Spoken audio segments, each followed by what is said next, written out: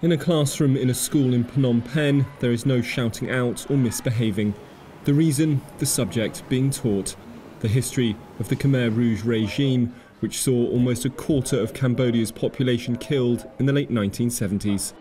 Most of the students' parents were affected by the nearly 4-year reign of terror. The teacher himself was 5 years old when it started. Some students do not believe it happened because their parents were born after the regime. So they feel that the teachers are making it up because they see how things are now, that they have so much freedom. And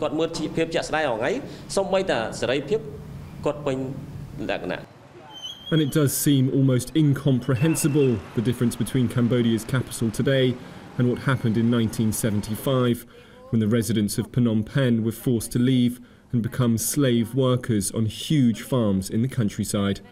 Up to 2 million people were murdered or died from disease and starvation. Thousands of teachers were amongst the dead, killed for being intellectuals, and for years after the end of the regime, the subject wasn't taught properly in schools. Some of the teachers were from Khmer Rouge themselves, so they insist on a different version. And then some of the teachers were victims, and then they insist more story of survivor, and some were, I remember 2 female teachers had to quit being a teacher because it's too emotional for her to teach. That all changed in 2009 when a new textbook was introduced along with a proper curriculum. Students have also been following the trial of 2 of the former Khmer Rouge leaders who were jailed for life last week for their part in the atrocities.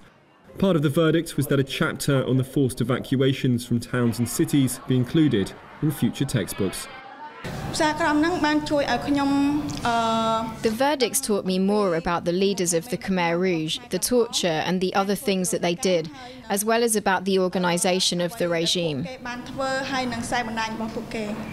has been a long rebuilding process for the people of Cambodia since the end of the Khmer Rouge 35 years ago. And now that students are being fully informed what happened, everyone here hopes that it will never happen again.